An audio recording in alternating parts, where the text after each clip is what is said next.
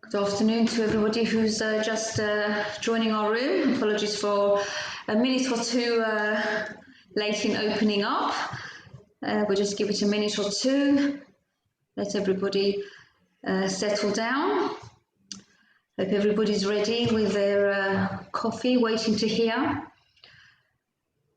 what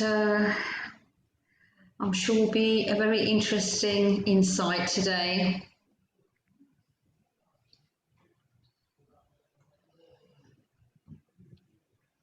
I'm assuming that most of us here either have adolescent kids or are about to have them or getting ready. So I'm sure that we will hopefully learn a few things that we can introduce into our families.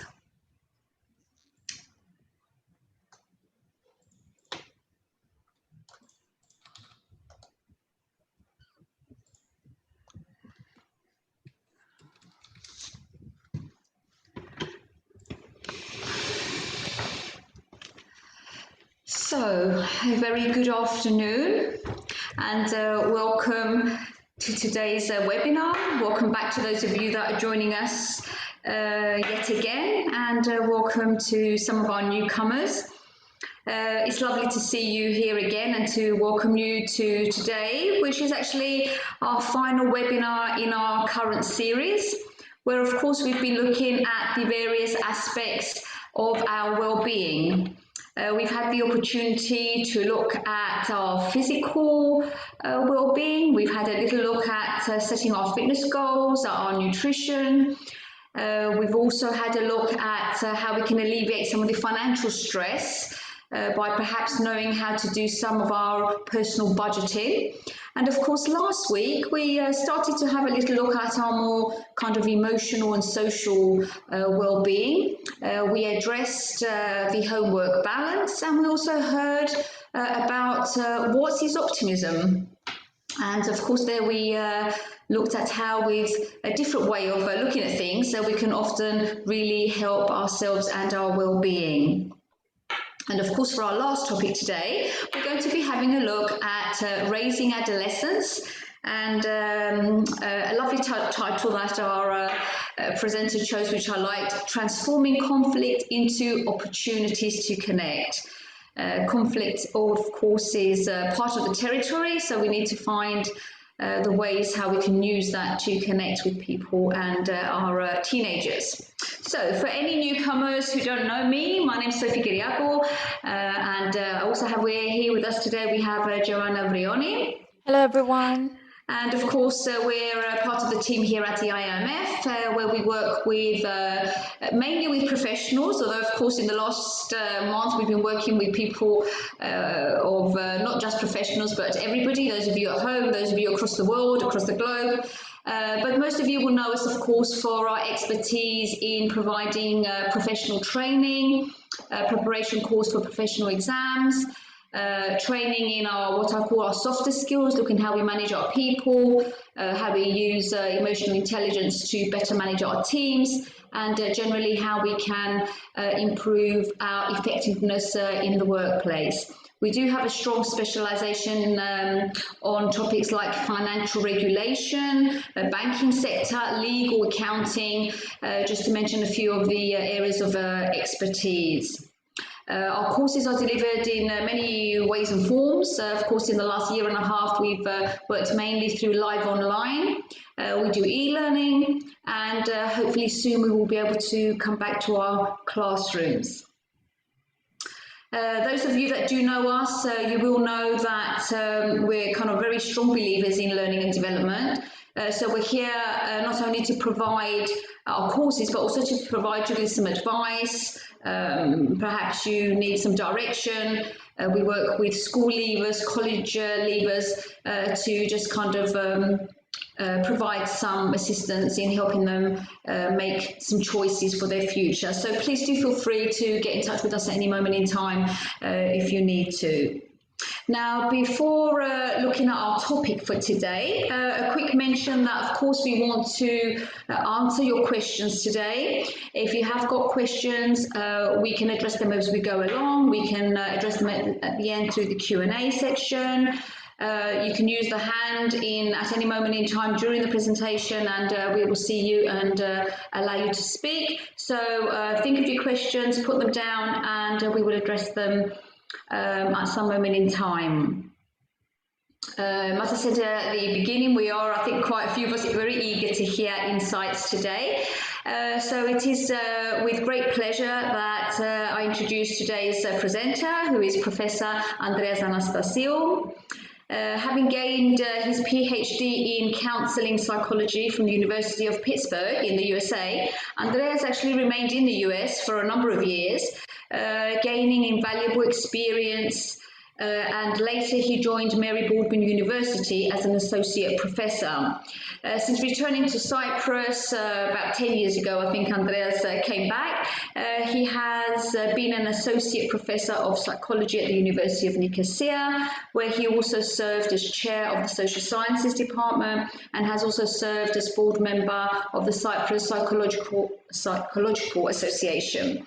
In addition, in parallel, should I say, Andrea works with individuals very much like ourselves, like our family members, helping them with all aspects of their lives through counselling and advising.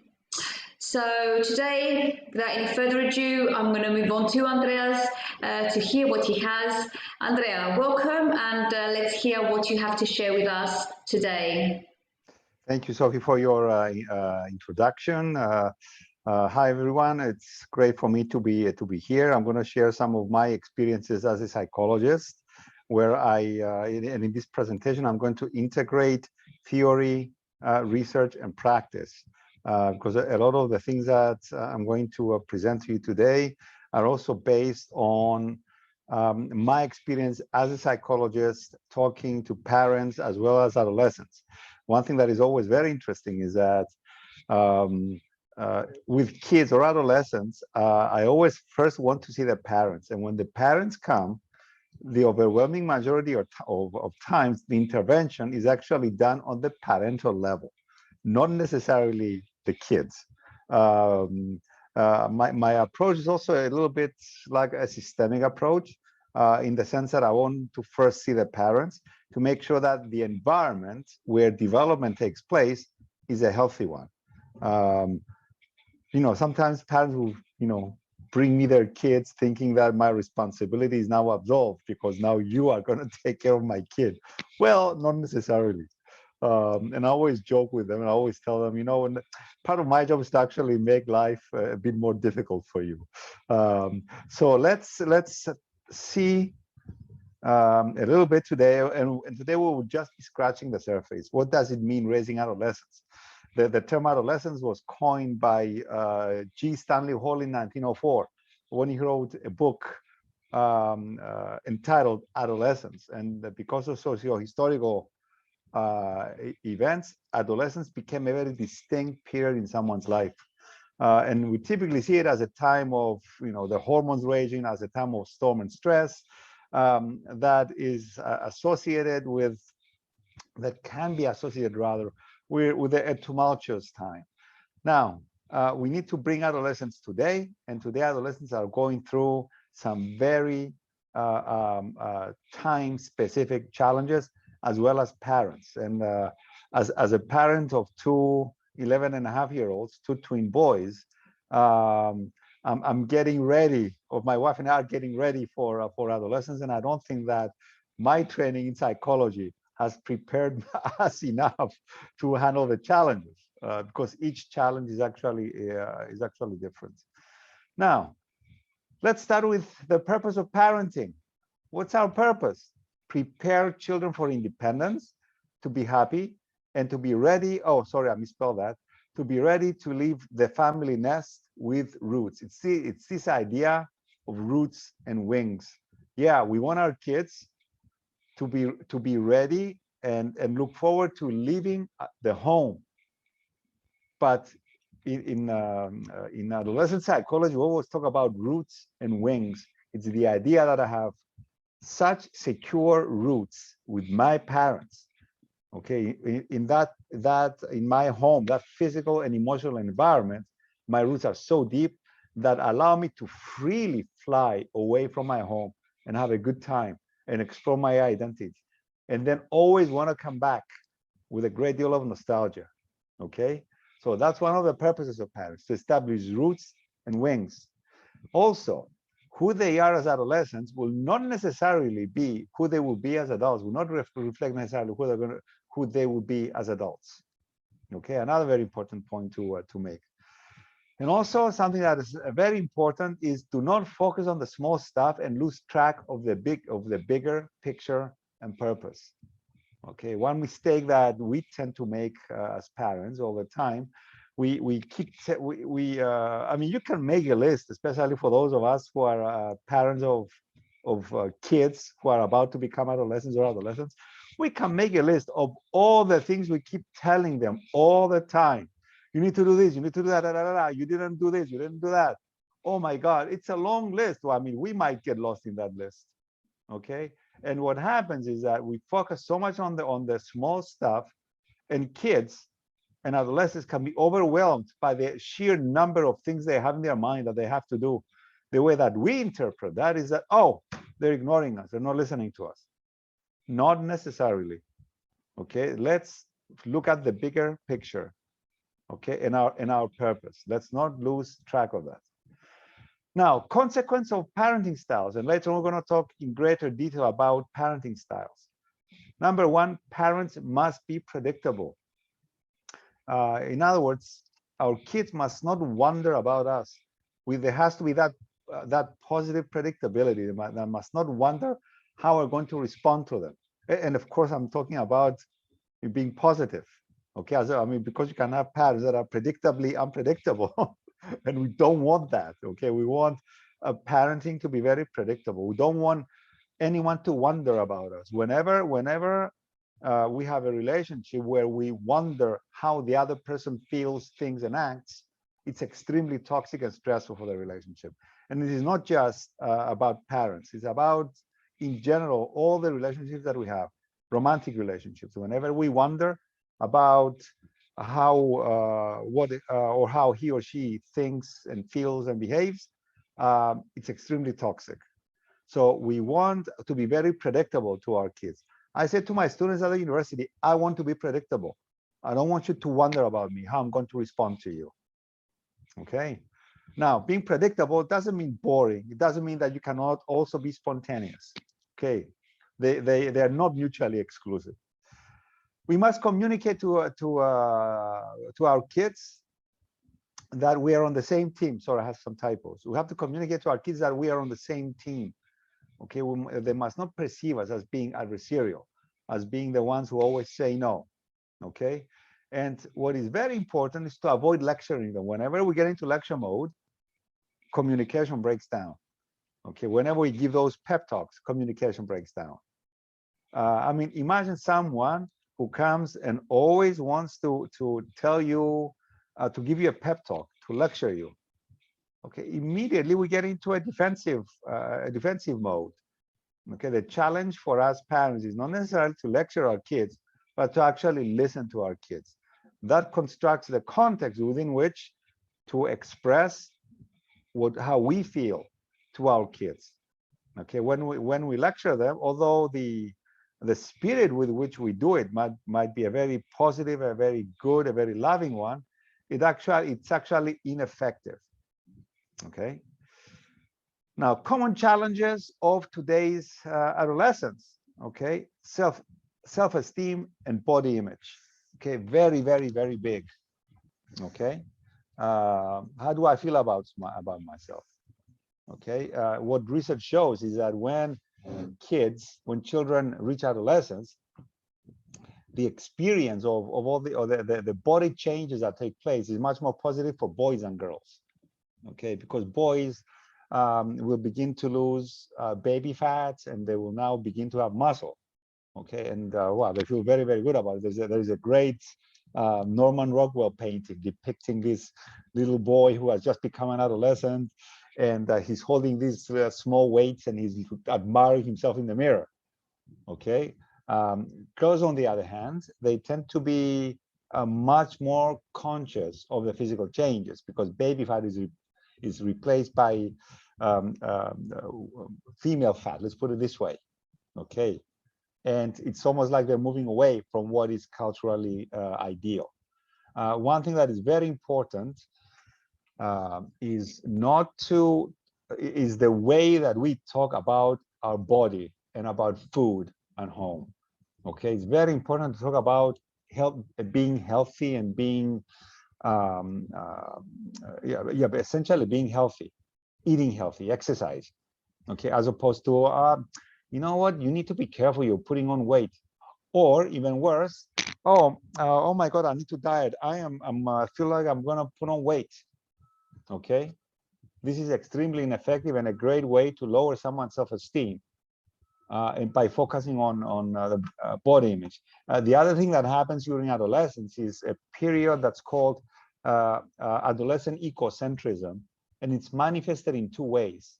One is what's called the personal fable, the idea that no one understands me, I'm all alone in this world. And number two, the imaginary audience, feeling that they are the center of attention, and they become very, very self-conscious of who's around them. The other day, I went and my 11-and-a-half-year-old son was playing with his friends, and I always like to go and joke with his friends and tease them and even teach them some games I used to play when I was a kid. And the other day when I went out, my son was looking at me, was saying, it's like, okay. So I left immediately, okay, which is pretty normal, okay. And then we laugh about it. But and then my wife was telling me, hey, you need to let him do his thing, develop his own. I said, oh, I know, but I also like to have fun with it. So but it's the idea that they are very self-conscious about their appearance and about who's around them, and they also tend to see their parents in very idealistic ways, and in some ways as parents are not good enough. Okay, one way or the other. So these are some issues. Another issue is stress and anxiety disorders. Unfortunately, we are now in a position where we are talking about diagnosable anxiety disorders, even in elementary school kids. Today, I got a call by a mom talking to me about her 7-year-old daughter, 7 years old, who's having panic attacks because of exams in school, in her school. Okay, that is unacceptable. Okay, and yeah, unfortunately, I think schools today have become anxiety factories, and kids and adolescents, because of all that anxiety, the way that they study is not I'm studying because I want to feel good, doing well, but rather I am studying because I want to avoid failure. And the spirit with which we study is very, very different. So unfortunately, today we are talking about diagnosable anxiety disorders for kids and adolescents. The source, parents. The parental relationship, and later on we're going to talk about the parental relationship, can be a major source of anxiety for kids. If they see, for example, their parents fighting all the time, if there is violence in the family, which unfortunately is very, very common. Another presentation that I can give Sophie at some point in the future, I will be very happy to, is on the battered woman's syndrome. Okay, what research shows is that 1 in 3 women are victims of home violence, and that's a reported figure. Okay. So it's extremely stressful for kids to grow up in an environment in the family in which there is violence. Anxiety coming from school, okay, starting at a very young age. Homework that the kids have to do, okay. Personally, I'm a bit against homework. I think homework is something that needs to come much, much, much, much later. I am also a proponent of doing homework at school and getting the parents out of doing homework. Okay, because one thing that happens all the time is that because parents are very stressed out about their kids' homework, they make their kids responsible. They give their kids the responsibility of alleviating their anxiety by doing their homework. Okay, and there is that constant tug of war, which I think is very very toxic. Okay, and also schools, I think, need to become much more student-centered as opposed to test-centered. Okay, and I think we need to look at education from a completely different perspective. We need to focus a lot more on training teachers on the teacher-student relationship, which is a sacred relationship, and make that the context within which to learn. Okay, and the focus, I think, needs to be appreciating and enjoying the process of learning as opposed to assimilating stuff. Another stress comes from relationships and friendships. I mean, adolescents explore relationships. They have romantic relationships. They have friendships. They get dumped. They dump. Okay, it's that creates a lot of ups and downs, and that's all quite normal. And I dare to say it is necessary for adolescents to explore relationships and get an idea of what it's like to reject, but also to be rejected. You know, at the danger of sounding very cliche, these are some of the growing pains. Some other challenges of today's adolescents: bullying. Okay, unfortunately, bullying is alive and kicking. Now we have cyberbullying, and we need to construct an environment at home where our kids can actually talk to us about bullying if they're being bullied. Okay. And depression. Again, unfortunately, even today, we are talking about kids and adolescents who have diagnosable depression. Okay, and some of them even have to take medication for that, although I'm a bit against it, taking medication at such an early age for depression. But the question is, why is it that we have an adolescent who's depressed? What's bringing that depression? What's the situation like at home? What is the relationship? What is the relationship of the parents like? Okay, that's very, very critical. How are they? How are they at school? What's their relationship like with their teacher? Okay. And the other very big one that we didn't have to go through when we were growing up is addiction to the internet and to screens. There is so much that I can tell you about this addiction. Okay, as a psychologist, I always give homework. None of my clients ever leaves any session without homework. And a homework that I give very frequently, not only to kids and adolescents, but also to adults, is to detox, and I'm using that word, to detox themselves from screens for an hour, 2 hours. I used to say for a weekend, but that's way too much. Okay, an hour or 2 hours. And kids, adolescents, adults actually go through withdrawal symptoms. They might experience anxiety. The idea of not looking at my screen is unfathomable. Okay, so there is that addiction to internet and screens. If we're looking at screens all the time, what happens? Our sleep tends to be disrupted because that activates an area of the brain that is activated when the sun comes up. Okay, so although our body might be completely depleted, we go to bed and it's difficult for us to fall asleep. Okay, drinking. Okay, smoking. Okay, weed, very common issues. Other substances. Okay, very important to talk to our kids, our adolescent kids, about these substances. Okay, rude behavior toward parents. Okay, it's not pleasant, but it's not all that abnormal. The kinds of things that kids will say to us simply because they're watching something on YouTube. They're watching a YouTuber who appears to be cool and blurbs out stuff that is completely inappropriate. And parents are a recipient of that. And we're thinking, hey, did you learn that from us? You didn't learn that from us. We don't talk like that. From what did you learn that? Okay. And eating disorders. Another very common challenge. Okay.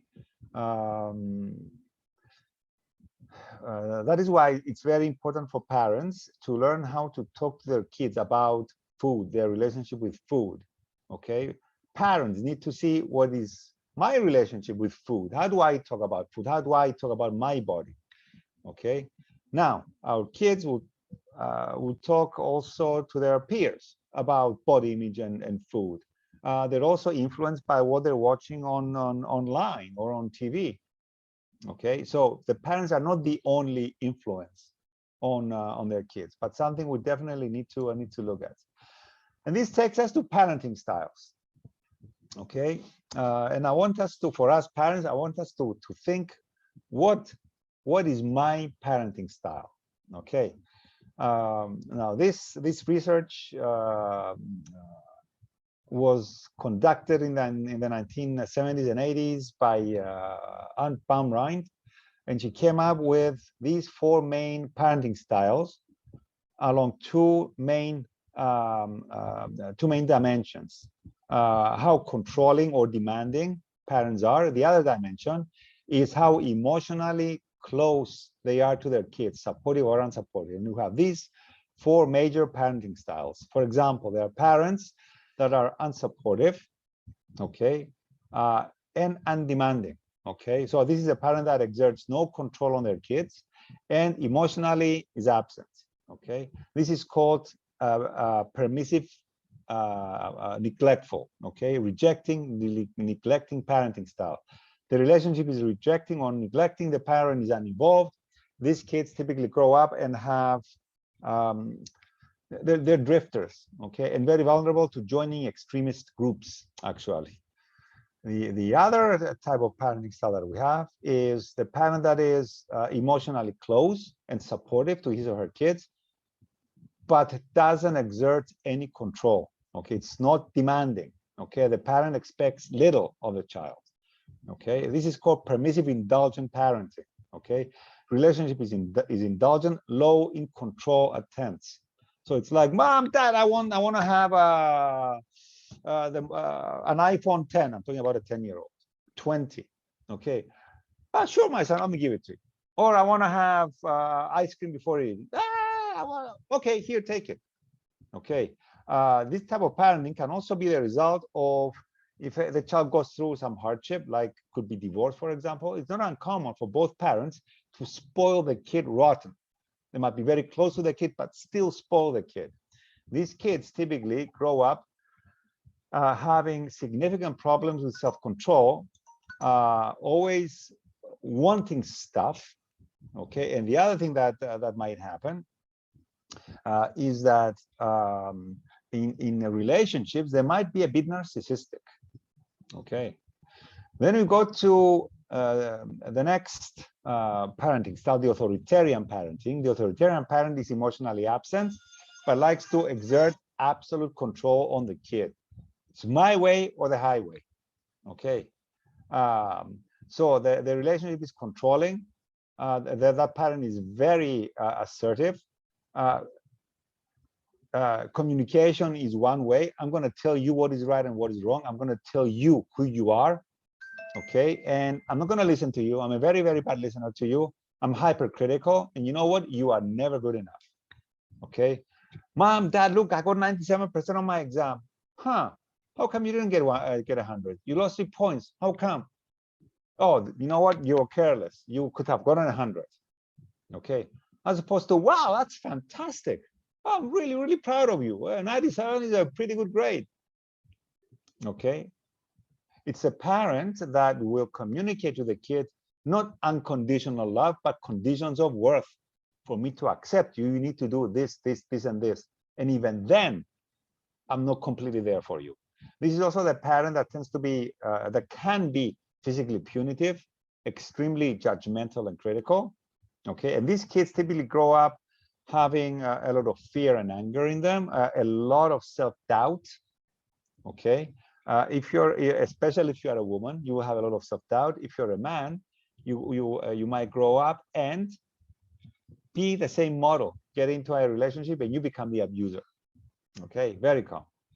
Now, ideally, we want to be authoritative parents. The authoritative parent is a parent that is emotionally close to his or her kids, but also with appropriate limits. But those limits can be negotiated. Okay, in other words, before imposing limits, I'm going to listen to my adolescent, to my kid or my adolescent, and then I'm going to impose those limits. But ultimately, I'm the authority. But I allow my kid to move freely within those limits. I'm also a good listener. I'm also communicating to my kid that you know, dude, I'm happy that you're my son. I really enjoy being with you. I really enjoy, and I can communicate this both verbally and non-verbally. Okay. And authoritative parenting is associated with higher self-esteem, higher success, and studying with the right spirit, or succeeding with the right spirit, as opposed to trying to accomplish something because I have fear of failure, not because I want to enjoy being successful. The other thing that I need to mention is that a moderating variable as to what kind of parent we are is actually stress. What research suggests is that when parents are more stressed out, there could be a shift to their parenting style, to whatever it might be, to authoritarian. Okay, that is why I always say that when we become parents, we have a greater responsibility to take care of ourselves and our relationship. Okay. Now, the parental relationship. Who raises the children? And the way they need to think about it is that the entity that raises the children is actually the parental relationship. It shouldn't be the one parent or the other. It's the parental relationship. That is why it's very important for the parents to take care of that relationship. Okay, even before having kids. Very often when I see couples, and this is interesting because not only when I see couples, it could be when in the United States, it was the same thing. Here in Cyprus, it's the same thing. Even when I see people online around the world, it's the same thing. I have parents many times who say, we wanted to have a kid because we believe that having a kid will bring us closer together. No, that's not how it happens. What research suggests is that unless the parental relationship is ready as it can be to have children, when children come, the parental relationship will actually deteriorate. Okay, that is why it's very important to be very mindful of what it means to have kids and what effect that's going to have on the relationship, and how important it is for the parents to take care of their relationship when they have kids. We have an additional responsibility to do that. What stresses are we experiencing individually, okay, and as a relationship? What stresses do we have? How do we cope with the stresses of life, the stresses of work? Okay, and self-care for the parents. How do we take care of ourselves? Okay, or does our identity become completely one thing? Okay, am I just a parent? Okay, and have I lost my professional identity? Do I only have a professional identity? I don't have a parental identity. Okay, so we really need to do that. And of course, as we mentioned before, care for the parental relationship. Having kids doesn't mean that our life is going to end. No, we go to a different chapter with some constraints. But it's very important for the parents, for example, every day to have routines. Could be a 5-minute routine, especially when the kids are young. I think we've all had the experience of sleeping on the couch while trying to watch something on TV. Okay, yeah, it's very important to put our kids to bed, for the kids to have regular routines, so that we can have regular routines.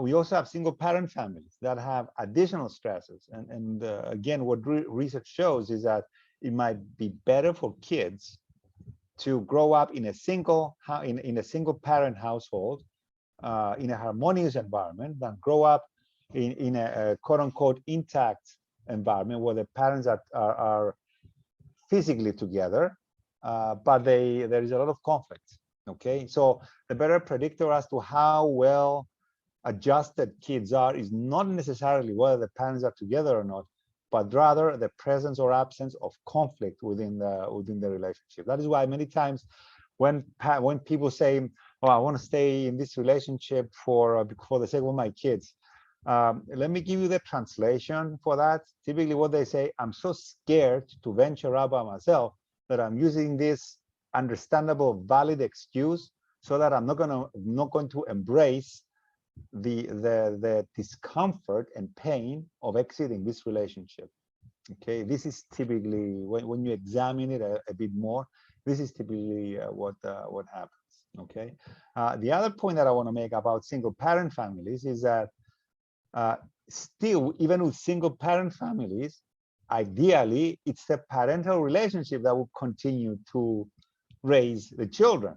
That is why both parents, although they might be apart, have to be on the same page in raising their kids. Okay, but that's again, I could talk for hours about that.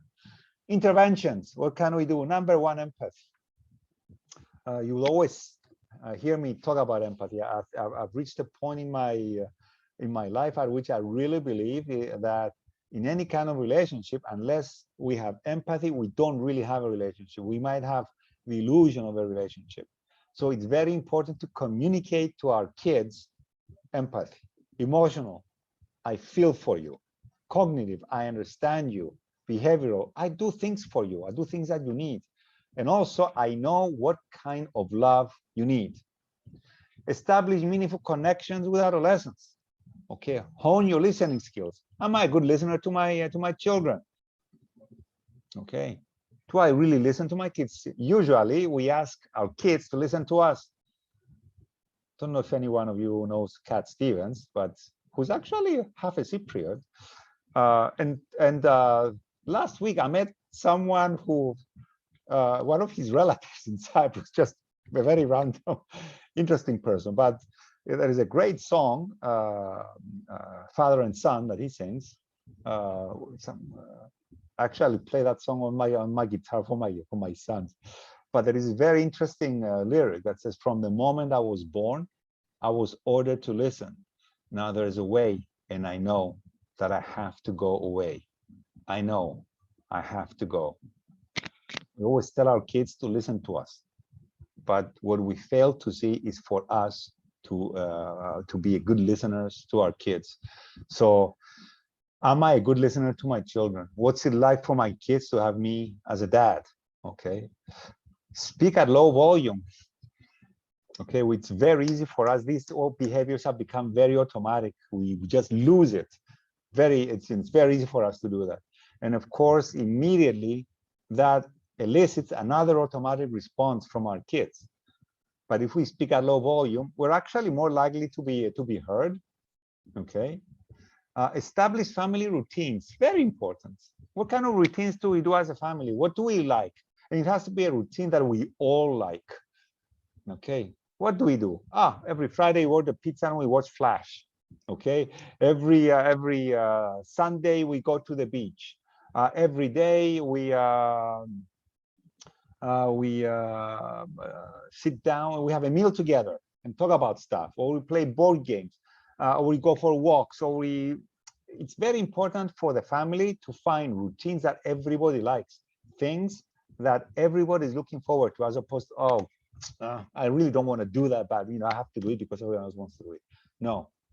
Oh, by the way, this is also important for the parents, for the parental relationship, for the mom and the dad, to have routines, couple routines, things that we both enjoy doing.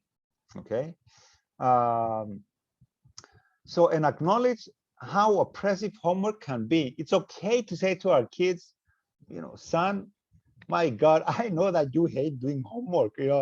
I feel for you. I know. It was the same thing for me, and I'm even dyslexic.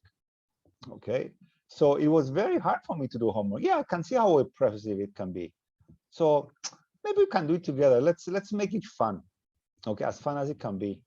Okay, but I know that you don't like doing it. Okay, We can ask them about their day. How was your day? What did you do? Okay. Hug them daily. It's okay to do that. Okay. A lot of people might have problem with that physical contact, but it's actually very good. We can have these very meaningful moments with our kids. It could be a 3-second hug. Okay, that does wonders. Okay, and essentially be positive and refuse to be negative. Refuse to be negative doesn't mean that we're not going to confront our kids, but the spirit with which we do it will be positive. We can be positive even talking about very difficult things with our kids. Also, when we, and I'm talking about all of us, at some point we are human and we lose it, because it's very normal, when the context of losing it is actually a very positive one, whereby most of the time we're positive, we have fun, we do things together. But when we lose it, is not toxic.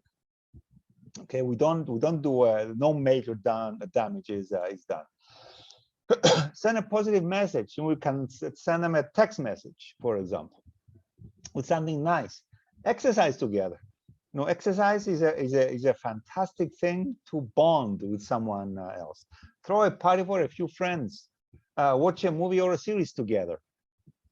Okay. Find an activity that everyone likes and does not involve money.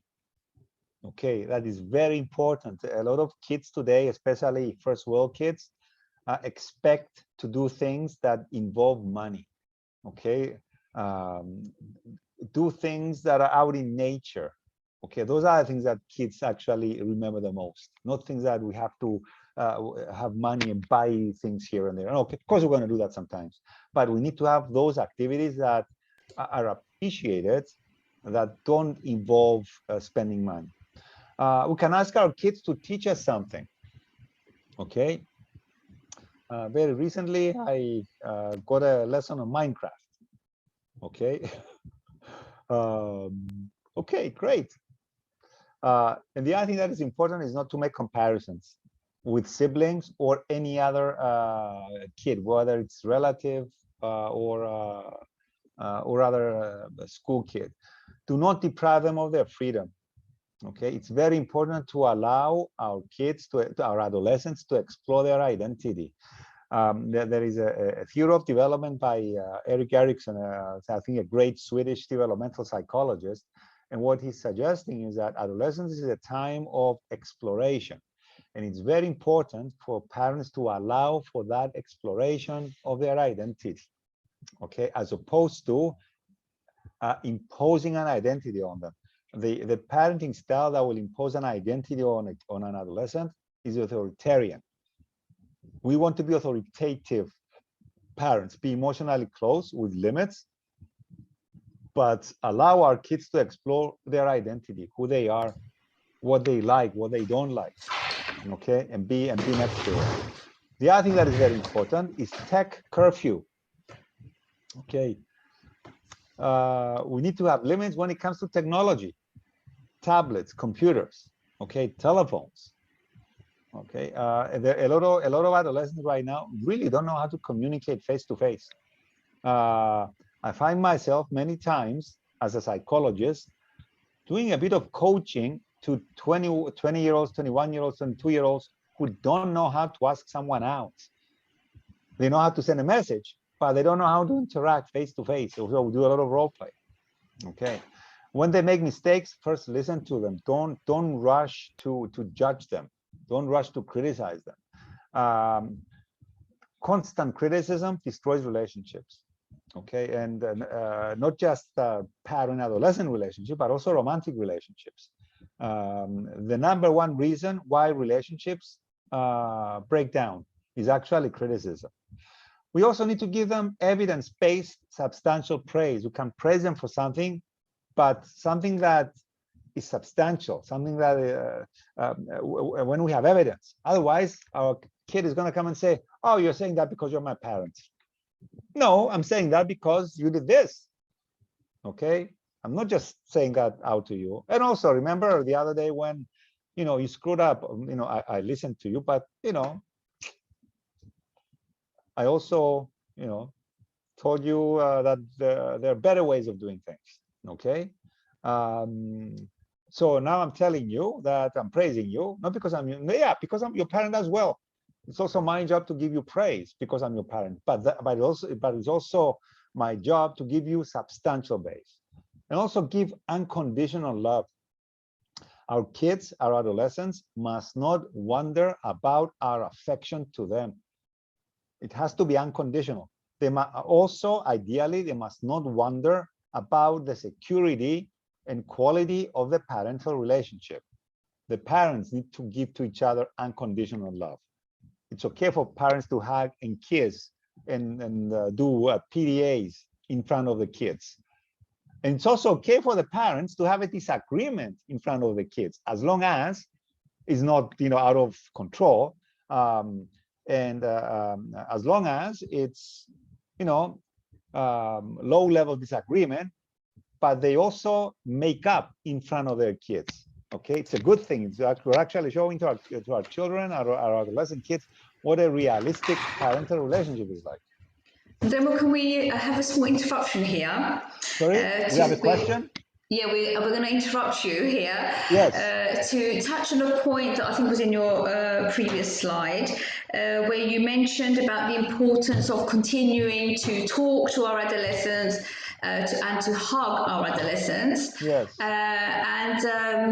The feeling here is that, I have a comment here from someone, and I wrote down something myself to ask you, is that I usually find that they are on a one-phrase, simple replies. Meaning that as our kids are young, the hugs and the "how was your day" meant we got a lot of information. All of a sudden we go into adolescence and our questions no longer are sentences, they're fine, okay, this type of thing. So we wanted a bit of your input on this to help our audience understand what can we do when we're getting not the response that we would like. So parents are trying to keep the communication channels open, but what they're getting back actually from their adolescents is little one-word answers.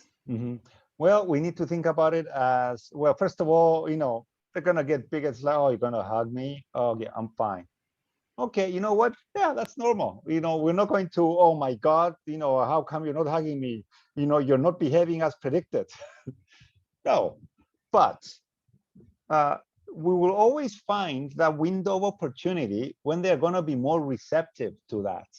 Okay, it might not be something that's going to happen every day. It might be happening that's going to happen occasionally. Okay, the other thing that we need to think about is that we're actually making an investment for the future.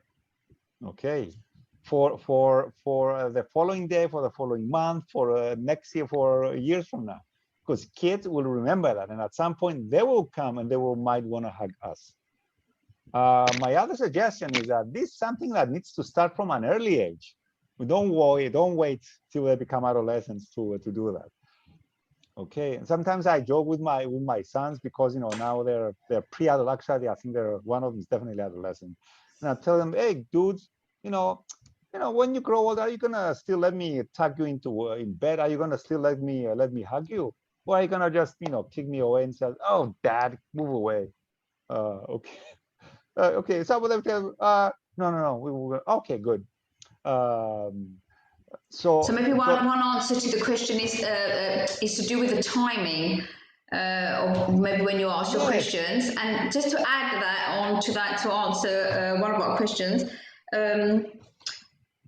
at bedtime, this is my personal mum contribution, I find that often when it's bedtime, if I ask a question that I maybe asked earlier in the day, I'm more likely to get a more detailed answer to do with feeling, how they actually felt about something, as opposed to during the day when I've just literally walked in through the door from work and I might say, how was your day? And there often it will be the kind of simple words and the... So maybe thinking about maybe when we ask, I don't know, when we ask certain things. Sure, it could be part of the routine.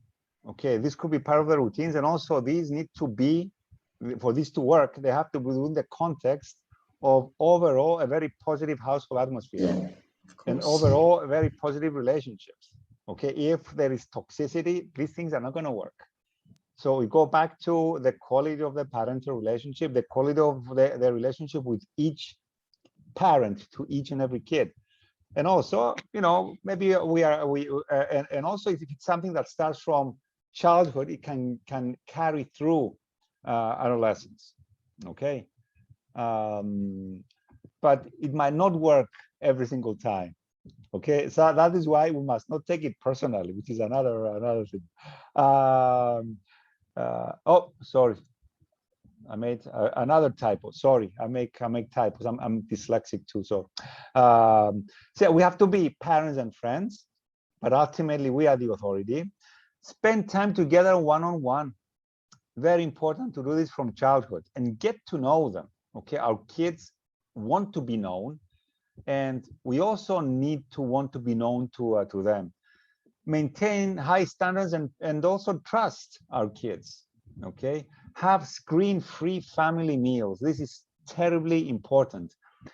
We have to switch those damn things off, you know, and that has to be one of those family rules. You know, at the dinner table, we don't have screens.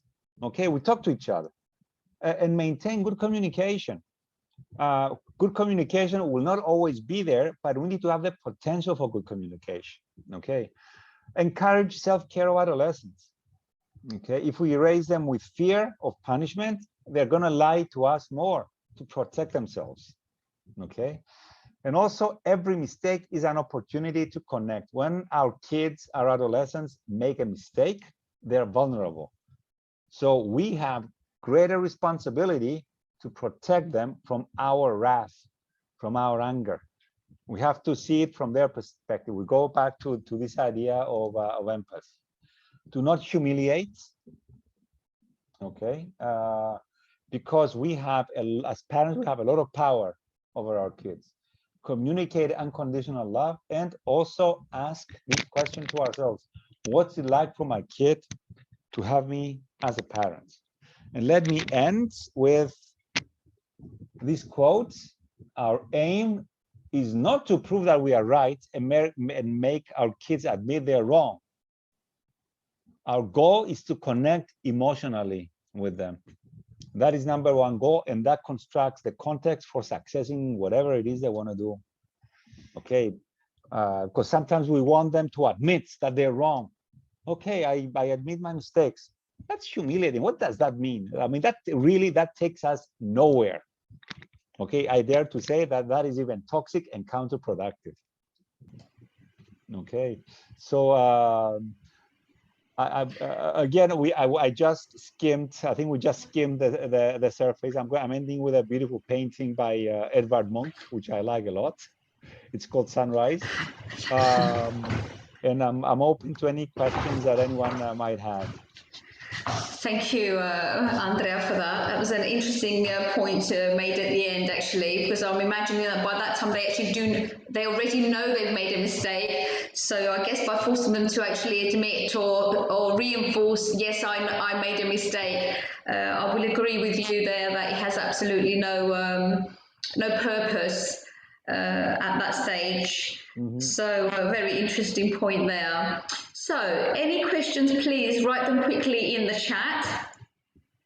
I want to ask one thing of Andrea. Quite near the beginning of the presentation, I heard something which I think often does worry people. You said that how our kids are as adolescents does not mean that this is how they will be when they become adults.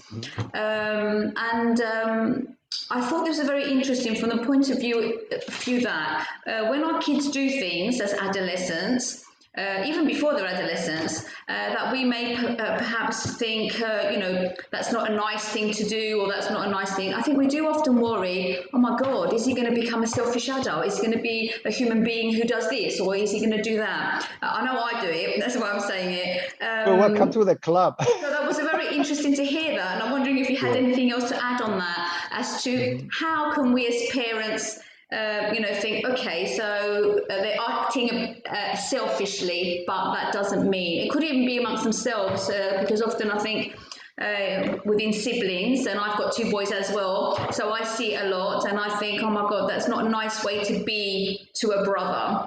Oh yeah. And it does worry parents, I think, in that, are they going to be like this as adults? It's So part of that's an interesting exploration. point. But it's part of exploration.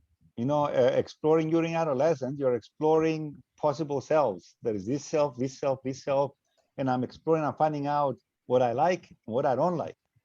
Okay, it's very important for parents to communicate unconditional acceptance to the kids and not conditions of worth. Okay, if we communicate unconditional acceptance, we always value our kid, and our kid feels that. Okay, so yeah, they're going to explore, possible selves. Okay, this is a self that did a bad thing, and I screwed this up, and oh my God, I hurt my parents. And parents, oh my God, you really did that? Well, okay. Yeah, I mean, they're learning how to be, but they're learning how not to be. Okay. Thank Now, you for do we need, that, Andrea. sorry? I said thank you for that. Yeah, ultimately our job is to, give them guidance within the context of unconditional acceptance. Yeah. Okay, we have another question for you.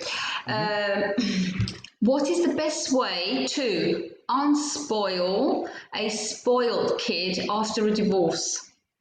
After a divorce. I think as simple as we can do. I imagine there's a lot that could be said around this topic, but let's have a little bit of your expertise on that. It's very important for both parents to be on the same page. One mistake that divorced parents make, a lot of them make, they might fight for the affection of the kid by giving the kid stuff. Okay, or many times one parent is going to do that and the other parent is not going to do that, and the kid can become very, very manipulative and get even more spoiled.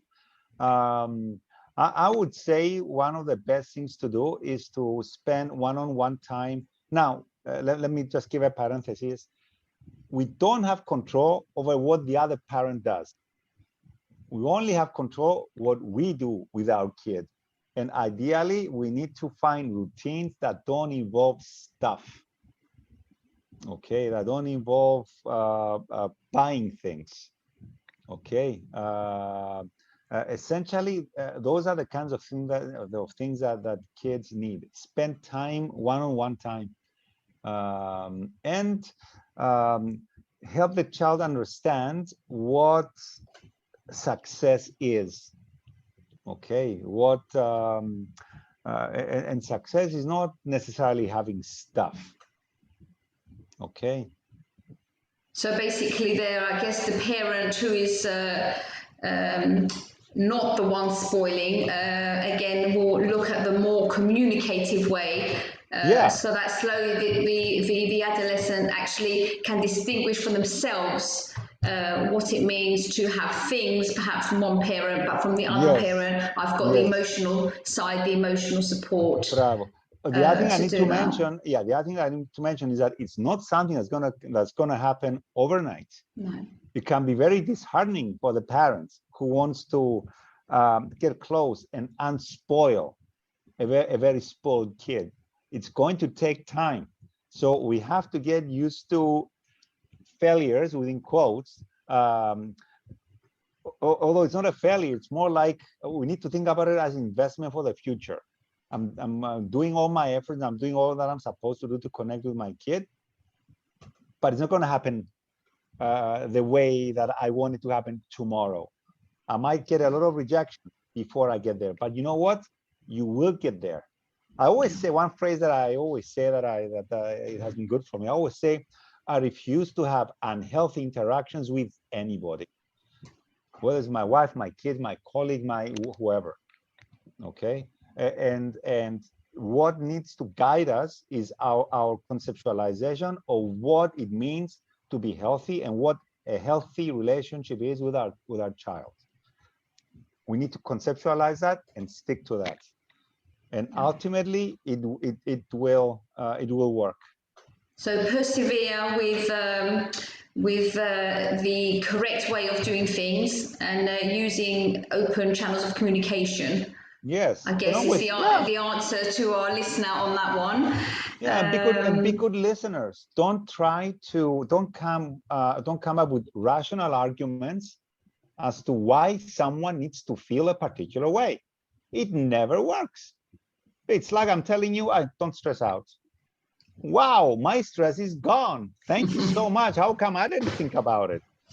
Yeah, I mean, it's all these formulas that we come up with to give pep talks to our kids, or to make an argument with our spouse or a friend or a colleague or whoever. It never works. Absolutely. So we have any more last questions before we call it an evening? Okay, so I think we don't have any more questions. I would like to say a big thank you to everybody who was with us today. I know some of you have actually been with us, I think, for probably the whole of the 7 topics we've covered in this series.